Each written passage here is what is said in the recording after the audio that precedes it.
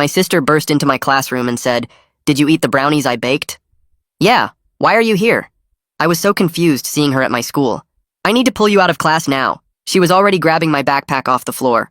Mr. Todsworth started protesting about disrupting his lesson, but Summer just flashed her college ID and said family emergency. She practically dragged me out of my chair while my classmates stared. I'd never seen her this freaked out about anything. In the hallway, she started rapid-fire questioning me while we speed-walked toward the parking lot. How many brownies did I eat? When did I eat them? Did I feel anything weird yet? Her hands were shaking as she pulled out her car keys. "I had 3 for breakfast. They were chocolate fudge, right?" I was trying to keep up with her longer legs. Summer made this choking sound and started walking even faster.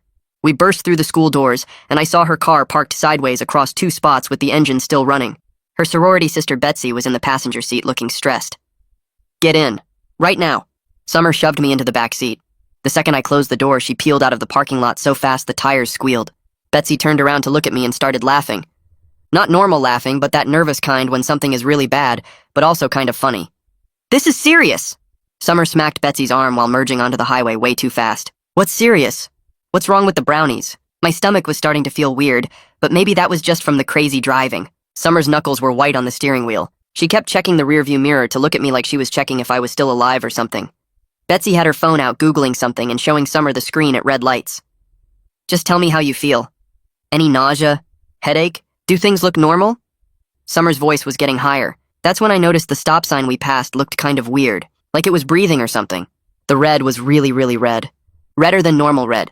And the trees along the road were super green, like someone had turned up the saturation on everything. "Things look kind of bright, I guess?" I rubbed my eyes, but it didn't help. Betsy turned around again with this expression like she was trying not to laugh. Summer shot her a death glare and took the next exit toward the hospital. The sun through the windows made rainbow patterns on the seats that seemed to move when I wasn't looking directly at them. "Were those pot brownies?" I asked, even though I'd never had pot before. "It's so much worse." Summer's voice cracked. The hospital parking lot was huge, and all the white lines seemed to glow. I felt floaty getting out of the car like my legs weren't quite connected right. Summer grabbed my arm to steady me, and we walked toward the emergency entrance. Everything felt slow motion, but also too fast at the same time. Inside, the lights were so bright I had to squint. The waiting room chairs were the bluest blue I'd ever seen. A little kid's toy in the corner was making patterns when it probably wasn't supposed to. Summer was at the desk explaining something to the nurse in a low, urgent voice. "My 16-year-old brother accidentally ingested..." She whispered the rest. The nurse's eyes went wide, and she immediately called for someone to take us back. That scared me more than anything because emergency rooms never take you back fast unless it's really bad. They put me in a wheelchair even though I could walk. The hallway tiles had patterns that seemed to swirl. In the examination room, everything was too white and too bright. The blood pressure cuff felt weird on my arm like I could feel every thread in the fabric. The nurse kept asking me questions, but Summer answered most of them. Something about onset time and peak effects and how many grams. "We need to monitor him for the next several hours." The nurse was typing on her computer. "These cases can be unpredictable." Summer was crying now. Actually crying. My sister who didn't even cry when she broke her arm skateboarding. She kept apologizing and saying it was for her frat party, that they were clearly labeled and in her room where I wasn't supposed to be. The doctor came in looking serious, but also like he was trying not to smirk. He examined my pupils with a light that left trails in my vision. Asked me to follow his finger, which seemed to duplicate into 3 fingers. "So, we're looking at accidental ingestion of..." "Oh my god." He paused and looked at his chart. "Where did you get these kinds of shrooms? We need to call the police on your sister." His face kept splitting into 3 faces and merging back together while I tried to focus on what he just said about police. Summer grabbed his arm and started talking fast, begging him to wait, explaining it was an accident, and she'd take full responsibility for everything. Her voice cracked and broke, and she kept saying please over and over. The nurse who'd been typing stepped between them and suggested the doctor speak with Summer privately in the hallway. Her voice was calm but firm, like she dealt with this kind of thing all the time. They moved toward the door, and I watched their shapes blur and trail as they walked. The door closed, and I was alone in the examination room, where the walls seemed to breathe in and out slowly. The fluorescent lights above me left long trails when I blinked, and the white tiles on the floor formed patterns that definitely weren't there before. I could hear my heartbeat really loud in my ears, and the rushing sound made it hard to think straight. Through the door, I heard raised voices but couldn't make out actual words over all the noise in my head. Everything sounded underwater and far away. A different nurse came in, younger than the first one, and walked over to check my blood pressure again. She wrapped the cuff around my arm, and I felt every single thread in the fabric pressing against my skin. She asked me simple questions while the cuff squeezed tight. "What's your name? How old are you? What day is it? Do you know where you are?" I answered, but my voice sounded weird and distant like it wasn't coming from me. She wrote things down on a clipboard and kept glancing at the monitor showing my blood pressure and heart rate. The numbers on the screen glowed too bright and seemed to pulse. She asked if I felt dizzy or sick, and I nodded because my stomach was doing flips. She brought over a plastic basin and set it next to the bed just in case. The door opened again, and Summer came back in looking pale and shaken, her eyes red from crying. The doctor followed her, and his expression was serious, but not as angry as before. He explained they were required by law to file a report with social services because I'm a minor who ingested illegal drugs, but he'd document this as accidental ingestion rather than intentional distribution. His words felt heavy and important, even though they took forever to process in my foggy brain. He emphasized I needed constant supervision for the next 6 to 8 hours, while the effects peaked and then slowly went away. Summer nodded and wiped her face with her sleeve. The doctor moved to the computer and started typing, then turned back to tell Summer he was ordering lab work to confirm exactly what was in my system and check for dangerous interactions or other problems. Summer had to sign paperwork acknowledging she provided the substances and accepting legal responsibility as an adult. Her hands shook so bad she could barely hold the pen. I watched her scribble her signature on multiple pages while the doctor explained each form. The clock on the wall seemed to melt, and the hands moved in strange, jerky patterns. Time felt completely broken, like minutes were hours or maybe seconds. I couldn't tell anymore. A woman in regular clothes came in carrying a folder and introduced herself as Aaliyah Crawford. She said she was a social worker who worked with minors in crisis situations. Her voice was gentle and calm, and she had kind eyes that didn't judge. She asked Summer to step out so she could talk to me alone about what happened and how I was feeling. Summer looked at me with this desperate, worried expression before leaving the room again. Aaliyah pulled a chair close to my bed and sat down at my level instead of standing over me. She asked me to tell her what happened starting from the beginning. I tried to explain about finding the brownies in Summer's room and eating 3 of them for breakfast because I was hungry and they looked normal. But my thoughts kept sliding sideways, and I'd lose track of what I was saying mid-sentence. She was patient and took notes without rushing me, asking simple follow-up questions when I got confused. She reassured me I wasn't in trouble and this wasn't about punishment, but we needed to contact my parents right away because of mandatory reporting rules. The idea of my dad finding out made my stomach drop worse than the nausea from the drugs. I felt actual terror spike through the fog in my brain. Aaliyah must have seen the panic on my face because she leaned forward and explained this was about my safety, not getting me in trouble. There were laws requiring them to notify parents when minors ingested illegal substances. She made it sound reasonable, but I still felt sick thinking about Dad's reaction. Summer came back in, and Aaliyah asked for our father's contact information. Summer's hands shook as she pulled out her phone, and I could see she'd been crying more out in the hallway. Her face was blotchy and her eyes were puffy. She read off Dad's number in a quiet voice, and Aaliyah wrote it down carefully. Aaliyah thanked her and stepped out to make the call, closing the door softly behind her. The first nurse came back in with supplies for starting an IV. She explained I needed fluids to stay hydrated and help flush my system. The needle pinch felt distant and strange when she inserted it into my arm, like it was happening to someone else's body. I watched the clear fluid start dripping through the tube with this weird, fascinated horror at how slowly each drop fell. Time seemed to move in slow motion, and I couldn't look away from the hypnotic drip, drip, drip of the IV. Summer pulled the plastic chair closer to my bed and sat down with her elbows on her knees. She started apologizing and couldn't seem to stop. The words tumbled out about how the brownies were in her mini fridge with a label that said, "Do not eat," in red marker. She kept saying she never imagined I'd go in her room, that I never went in her room, that her door was supposed to be off limits and she thought I knew that. Her voice cracked and she wiped her eyes with the back of her hand. I wanted to be angry at her for having those brownies in our house in the first place, for being stupid enough to make drugs and leave them where I could find them. But my brain felt too fuzzy and scared to hold on to anger. The fluorescent lights kept making halos that expanded and contracted. I told her I was hungry this morning and saw chocolate brownies on the top shelf. They looked normal, like the kind Mom used to make before she left. I didn't think to check for labels or ask permission because who labels regular food? Summer made this choking sound and put her face in her hands. The door opened and Aaliyah came back in holding a clipboard. She said our father was on his way and should arrive in about 40 minutes. Then she explained that hospital policy required them to notify law enforcement for drug-related incidents involving minors. A police officer would need to come by to document what happened and make sure I was safe. Summer's head snapped up and her face went white. She started talking really fast about getting arrested and losing her scholarship, about being kicked out of her sorority and getting expelled from college. Her breathing got weird and panicky. Aaliyah tried to reassure her, but Summer kept spiraling. Betsy must have heard the commotion because she appeared in the doorway looking worried. She came in and put her hand on Summer's shoulder and told her to breathe, that it would be okay. But Summer shook her head and said nothing about this was okay. My backpack on the floor started buzzing, then buzzed again, and again. Summer noticed and reached for it, but I said it was my phone. The nurse who'd done my IV came over and gently suggested I avoid screens right now. She explained that bright lights and moving images could make the visual problems worse. My phone kept buzzing inside the backpack. I knew it was probably people from the school asking where I went.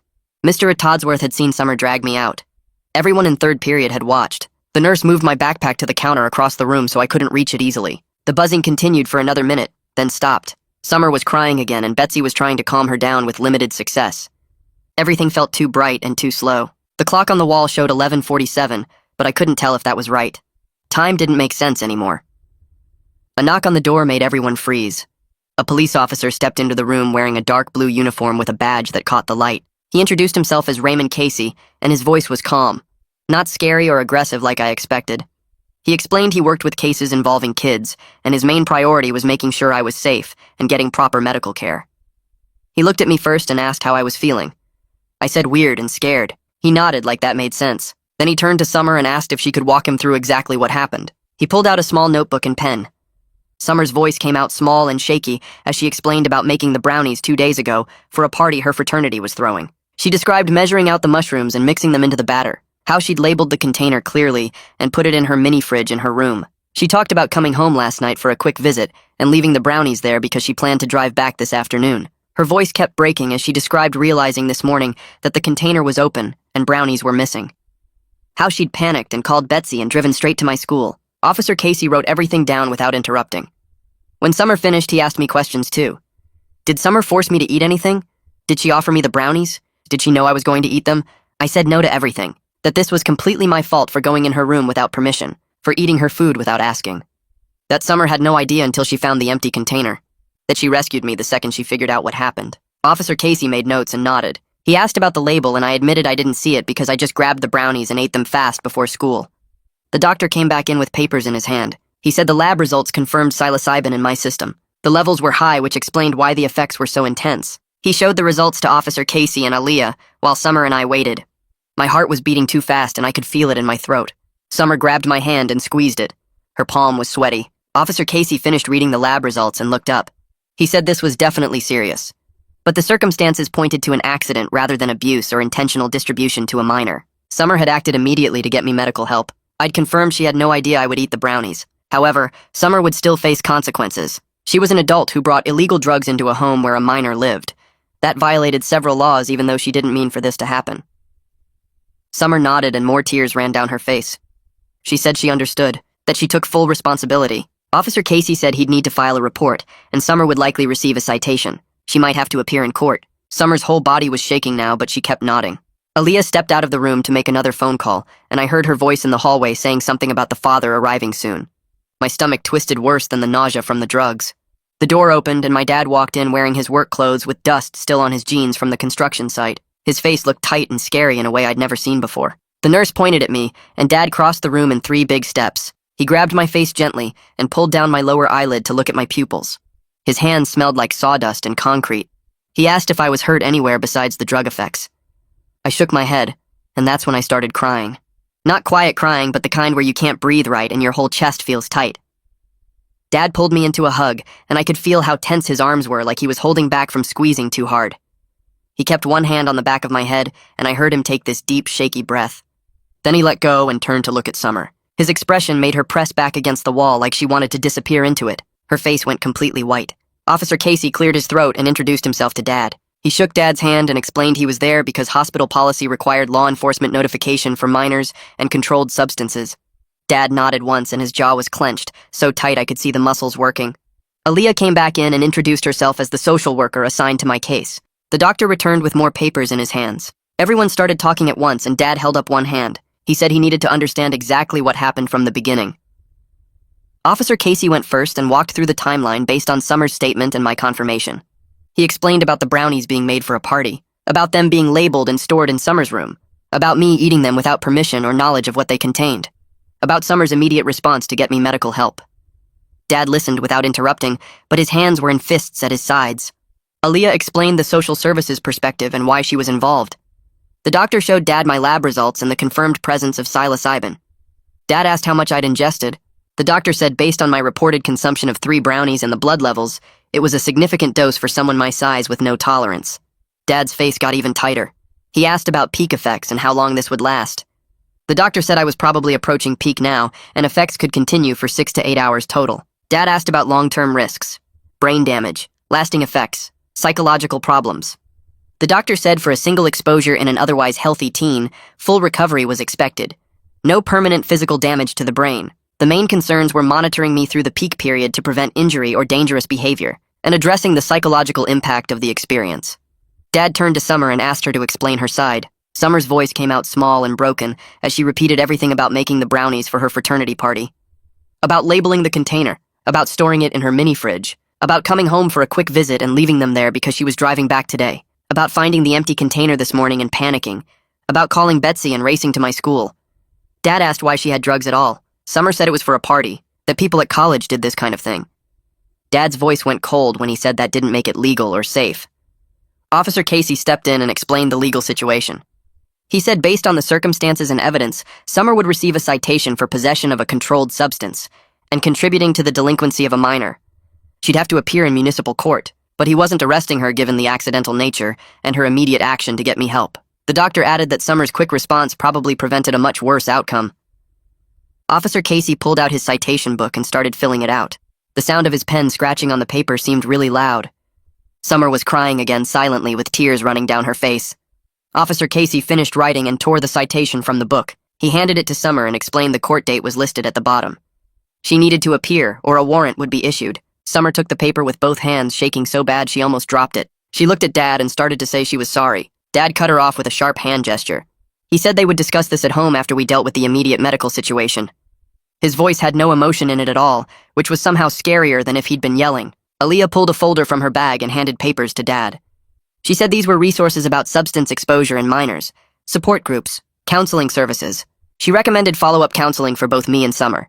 She said this needed to be about learning and prevention, not just punishment. Dad took the papers and nodded. Someone knocked on the door and a woman in business clothes came in. She introduced herself as being from the hospital billing department. She said she needed to discuss costs and insurance coverage. Dad's face went even tighter. The woman explained that the ER visit, labs, monitoring, and social services consultation would total several $1,000s. She said our insurance might not cover all of it since it involved illegal substances. There could be significant out-of-pocket expenses. Dad asked how much. The woman said she'd need to run the final numbers, but probably $4,000 to $6,000 after insurance. Dad closed his eyes for a second. Summer made this choking sound and said she'd pay for it. That this was her fault. Dad told her to be quiet. The billing woman said she'd send the final statement in a few weeks, and they had payment plan options. She left, and the room felt even smaller. Summer's phone started ringing in her purse. She pulled it out and looked at the screen. Her face went even more pale, if that was possible. She answered and said hello in this tiny voice. I could hear a woman's voice on the other end asking where Summer was, why she'd missed chapter meeting. Summer explained she was at the hospital with a family emergency. The voice on the phone changed from annoyed to concerned and started asking questions. Summer looked at Dad helplessly. Dad held out his hand for the phone. Summer gave it to him. Dad identified himself as Summer's father and explained there was a serious family emergency involving her younger brother. He said Summer had responded appropriately, but there would be consequences to discuss. The voice asked if everyone was okay. Dad said we would be, but this was a significant situation. The voice said she was the sorority house manager, and they'd need to discuss this with campus conduct given the circumstances. Dad said he understood and Summer would be in touch tomorrow. He ended the call and handed the phone back to Summer. Dad's phone started buzzing in his pocket, and he pulled it out to check the screen. He answered, and I heard him say my school's name. The woman on the other end was asking about my absence and whether I'd be back tomorrow. Dad explained I was at the hospital and would be out for at least the rest of the week. Her voice got louder, asking what happened and if this was serious. Dad said it was a medical emergency, and he'd provide documentation when I returned to class. She wanted more details about the nature of the emergency. Dad's jaw tightened, and he said it was a private medical matter involving accidental ingestion of a substance, and we were handling it with doctors and authorities. The woman went quiet for a second, then said the school would need a full report, and there might be mandatory counseling requirements. Dad agreed to discuss it next week and ended the call. He looked at me and then at Summer with this expression that made my stomach hurt worse than the nausea. The nurse came back in to check my vitals again and asked how I was feeling. Everything was getting more intense instead of better. The walls seemed to pulse with my heartbeat. The beeping from the monitor sounded like it was echoing in a cave. Colors were so bright they almost hurt to look at. I told the nurse things were getting worse and she nodded like she expected that. She said we were around hour 4, which was usually when the effects peaked. She pulled a chair closer to my bed and sat down. She said she was going to stay with me through the worst of it and keep reminding me this was temporary, and I was safe. The clock on the wall had numbers that seemed to melt and reform. I couldn't tell if minutes were passing or hours. Sound felt weird, like everything had an echo that shouldn't be there. Dad moved his chair right next to my bed and took my hand. His hand felt solid and real when everything else felt like it was shifting. Summer was still in the corner looking miserable. I saw her wipe her eyes with her sleeve. She kept staring at the floor and her shoulders were shaking. The nurse asked me questions every few minutes to make sure I was still aware of where I was and who was with me. My answers felt slow, like my brain had to work extra hard to form words. Dad squeezed my hand and said he was right here and wasn't going anywhere. Time did something strange where I'd blink, and suddenly it felt like an hour passed, but the clock only showed 10 minutes. The fluorescent lights left trails when I moved my eyes. The texture of the hospital blanket felt like I could feel every single thread. My heart was beating, so hard I could see my chest moving. The nurse kept her voice calm and steady, reminding me over and over that this would pass, and I was monitored and safe. Summer made a choking sound, and I looked over to see her crying quietly with her face in her hands. Dad didn't look at her. He just kept his attention on me and kept holding my hand. The doctor came back in and checked my chart and examined my pupils again. He asked the nurse how I was handling the peak, and she reported my vitals were stable even though I was clearly distressed. He said as long as my heart rate and blood pressure stayed in acceptable ranges, we'd continue monitoring without intervention. Another hour crawled by with the nurse talking to me, and Dad holding my hand, and Summer crying in the corner. Finally, the intensity started to ease just a little bit. Colors weren't quite as overwhelming. Sounds started to feel more normal. The nurse noticed the change and said we were probably past the worst of it. She said the next few hours would be gradual improvement, but I'd still feel strange for a while. The doctor came back around 6 in the evening and said he was clearing me for discharge. Dad sat up straighter and asked what we needed to do at home. The doctor said Dad had to check on me every single hour through the night, keep me drinking water, bring me back immediately if I showed any signs of serious distress or if the effects didn't go away by morning. He handed Dad a paper with warning signs to watch for. Dad read it carefully and asked questions about each item. The nurse helped me into a wheelchair even though I said I could walk. She said it was hospital policy. Dad pushed me through the hallways that still looked a bit too bright and shiny. Summer followed behind us carrying my backpack and her purse. Nobody talked. We got to the parking lot and Dad helped me into his truck. Summer stood there looking lost until Dad told her to follow us home in her car. The drive home was awful. I kept my eyes closed because every streetlight we passed left long trails of light that made me dizzy. The motion of the truck felt wrong, like we were moving too fast, even though Dad was driving carefully. I heard Summer's car behind us the whole way. Dad didn't turn on the radio. The silence felt heavy and tense. When we pulled into our driveway, I opened my eyes and our house looked strange, like I was seeing it for the first time. Dad helped me inside and straight to the couch. He brought me a big glass of water and a sleeve of crackers and put a bucket on the floor next to me. He said the rules clearly. No locked doors anywhere in the house. No food or drinks unless he brought them to me. Summer was not allowed in my space tonight. His voice was flat and cold when he said that last part. Summer had come in behind us and I heard her make a small hurt sound. Dad told her to go to her room. She started to say something and Dad cut her off with a hand gesture. He said we would talk tomorrow when I was sober and rested. Summer went upstairs and I heard her door close. Dad sat in the chair across from me and just watched me for a while. I tried to eat a cracker, but my mouth felt dry and weird. The living room was dim because Dad had only turned on one lamp. I felt exhausted, but also wired and strange. Dad brought me another glass of water and told me to drink it slowly. I did, and the cool water felt good going down. My body felt disconnected, like my brain was sending signals, but they were taking too long to reach my arms and legs. Dad set an alarm on his phone and said he'd be checking on me every hour. I closed my eyes and tried to sleep, but everything felt uncomfortable. The couch cushions were too soft and too hard at the same time. I could hear Summer crying through the wall between the living room and her bedroom. Dad heard it too, but he didn't move or react. He just sat in his chair watching me. I drifted off into something that wasn't quite sleep.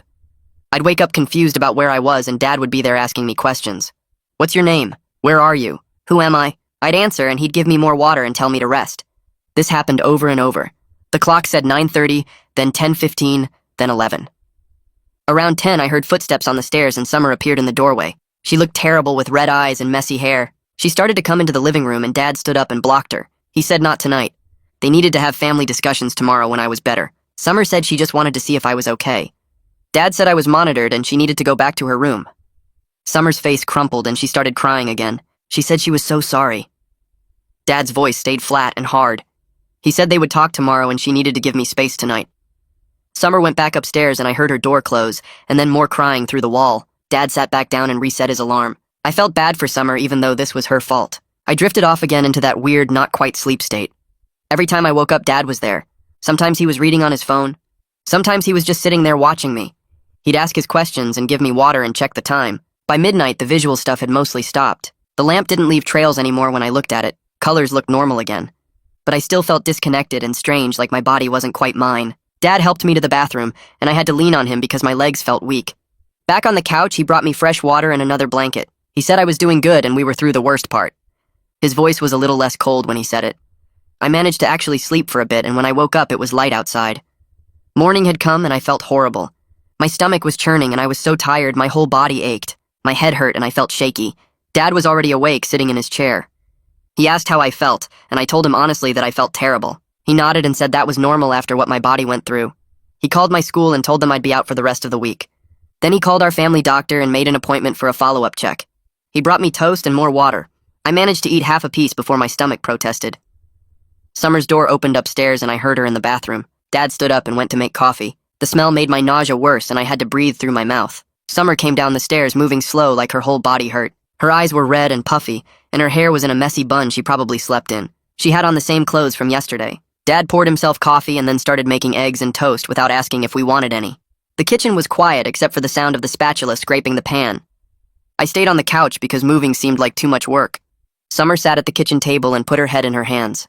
Dad plated the food and brought it to the table, along with orange juice and more water for me. He helped me walk to the table and I sat down feeling shaky. The eggs looked okay, but my stomach wasn't sure about food yet. Dad sat down and ate a few bites before he finally spoke. He said we needed to talk about what happens next and what consequences we were all facing. Summer started crying again, but Dad held up his hand and told her to listen first. He explained she had a court date in 2 weeks for the citation officer Casey gave her. She'd also have to deal with her university and probably her sorority since this happened at our house, but involved stuff from her dorm. His voice was flat and tired, like he'd been up all night thinking about this. But then he said, even though her judgment was terrible, she did do the right thing by getting me to the hospital fast instead of trying to hide it or wait it out. That probably saved me from worse effects or complications. Summer nodded and wiped her eyes with her sleeve. Dad turned to look at me and his expression got more serious. He said I had a role in this too that we needed to address. I went into Summer's room without permission and ate her food without asking. Yeah, the consequences were way more extreme than normal, but I needed to learn about respecting boundaries and other people's stuff. He asked what I was doing in her room in the first place. I admitted I was looking for my charger and saw the brownies and just took them because I was hungry before school. Dad nodded and said that kind of thinking is exactly what got me into trouble. Taking things that aren't mine without asking. Summer's room is her private space and her food is hers unless she offers it. Dad said we were going to establish some new rules for everyone in the house. All medications and anything that could be dangerous gets locked in his bedroom from now on. All food in the fridge and pantry gets labeled with names so we know what belongs to who. And the big rule is we ask before taking anything that isn't explicitly ours. These rules apply to everyone, not just me. He looked at Summer when he said that part. She nodded and said that was fair. Dad finished his eggs and took his plate to the sink. He said Summer needed to go back to her dorm today and figure out her university situation. I needed to rest and recover and we'd deal with my school stuff when I was feeling better. The conversation was over and we all just sat there for a minute. Then the mail came through the slot in the front door. Summer got up to check it and came back holding a big envelope with her university's logo on it. Her hands started shaking as she opened it. She pulled out an official letter and read it with her face getting paler. Dad asked what it said. Summer's voice was quiet when she read that she had to meet with the campus conduct officer within 48 hours. She was placed on interim restrictions, including no social events and no access to her sorority house until their investigation was done. Dad told her to call and schedule that meeting right now. Summer went upstairs to get her phone, and I heard her talking to someone confirming an appointment for tomorrow afternoon. She came back down and started packing her stuff to leave. Dad walked her to her car and they talked outside for a few minutes. I watched through the window and saw Summer crying and Dad hugging her before she drove away. The house felt empty and quiet after she left. Dad came back in and helped me to the couch. He said I should try to sleep more and he'd keep checking on me. I closed my eyes, but sleep didn't really come. My phone rang around lunchtime and Dad answered it. He talked to someone for a while using his serious voice. When he hung up, he told me that was my school counselor. She wanted me to come in for a meeting when I went back to the school. Dad said he'd be coming to that meeting too to talk about what happened and what support I might need to catch up on work I missed. I felt embarrassed thinking about facing my counselor and telling her about the mushroom brownies. But Dad said it was required and we'd get through it together. The next 2 weeks dragged by. I went back to the school after 3 days and everyone stared at me in the hallways. Some kids asked what happened and I just said I got sick. My close friends knew more because rumors spread fast. A couple guys made jokes about me being a druggie or asked if I had any more shrooms to share. That made me feel terrible because it wasn't like I chose to take them. The meeting with my counselor was awkward. She and Dad talked about the incident, and she explained the school had to take it seriously, even though it was accidental. She asked me questions about how I was doing mentally and physically. I told her I was okay, just embarrassed and trying to move on. She said that was normal and gave Dad some papers about drug education resources. Summer texted me a few times, but I didn't really know what to say back. She was dealing with her own stuff at university, and I was dealing with mine at the school.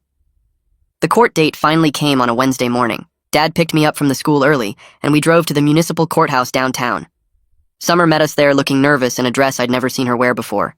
We had to go through security, and then wait in a big room with lots of other people. When they called Summer's name, we all went into the courtroom.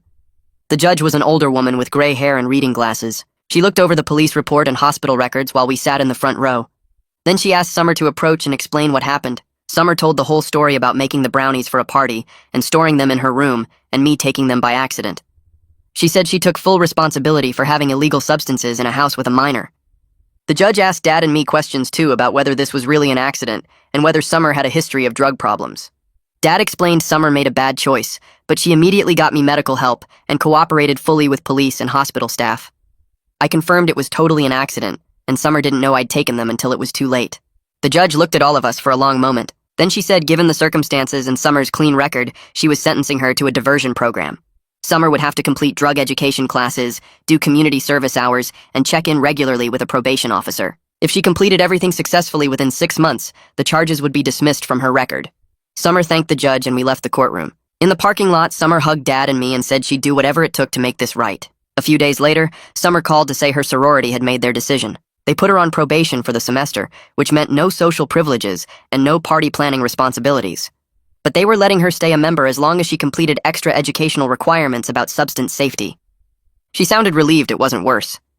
My school called Dad in for another meeting and told us I had to attend drug awareness sessions with the counselor. I also had to write a reflection paper about decision-making and consequences. It was embarrassing having to do this stuff, but I understood why they were taking it seriously. The counselor sessions were actually okay. She didn't judge me, and we talked about thinking before acting and respecting boundaries. Writing the paper was harder because I had to really think about my choices and what I learned. A few days after finishing the paper, a thick envelope arrived in the mail addressed to Dad. I was doing homework at the kitchen table when he opened it, and his face went completely white. He sat down hard in the chair and spread out the papers in front of him. The hospital bill showed nearly $8,000 even after insurance covered their part. Dad rubbed his face with both hands and then called the billing department to set up a payment plan. I heard him on the phone explaining that he could manage $200 a month and asking if that would work. Summer came home from class that afternoon, and Dad showed her the bill without saying anything. She stared at the numbers for a long time before asking how much she owed. Dad told her she'd contribute what she could from her part-time job at the campus bookstore. Summer nodded and said she'd give him $300 a month, which was basically her entire paycheck after books and gas.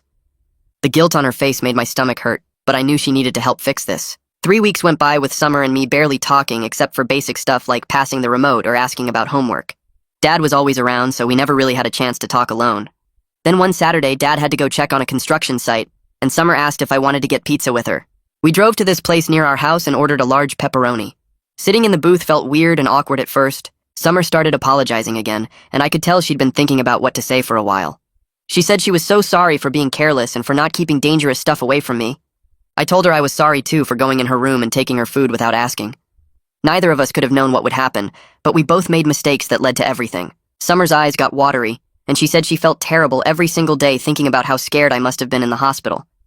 I admitted it was really scary, but also that she probably saved my life by getting me there so fast.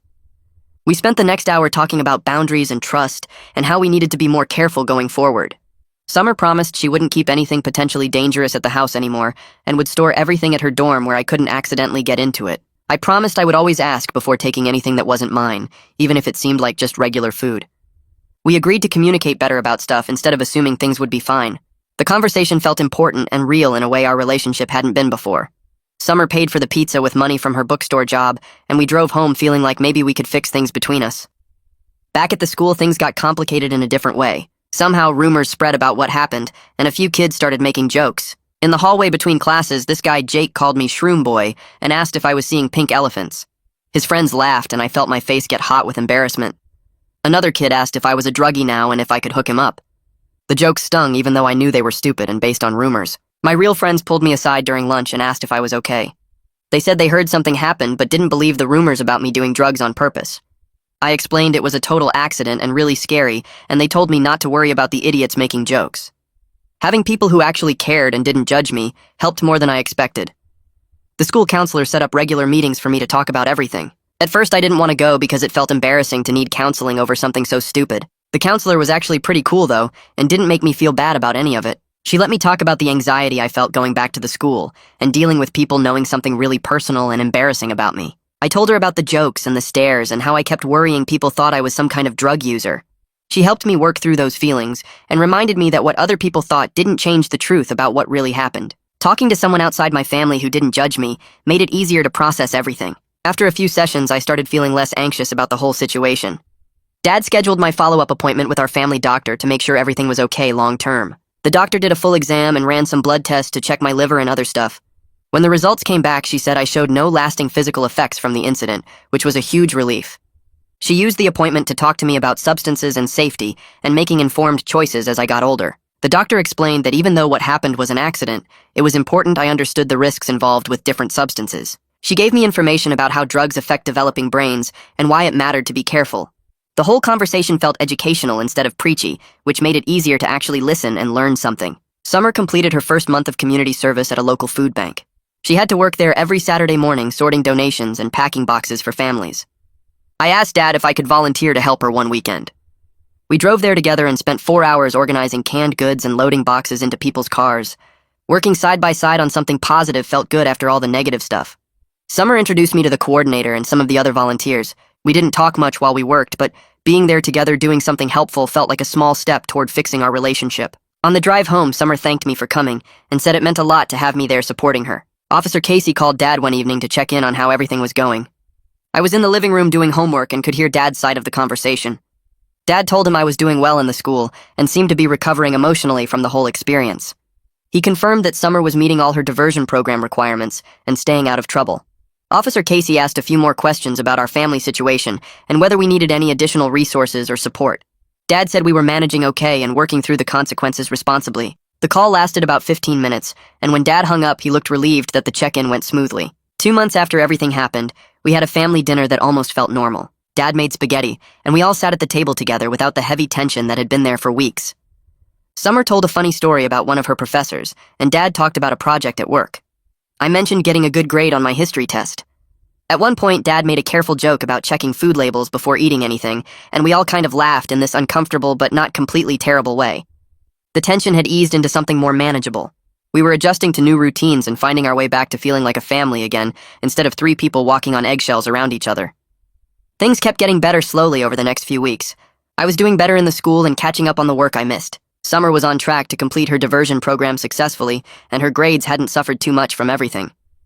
Dad relaxed some of the stricter rules he'd put in place once we proved we learned from the experience. Life wasn't perfect and some awkwardness remained, but we were moving forward as a family with clearer boundaries and better communication. The whole thing taught me to think before acting and respect other people's space and belongings.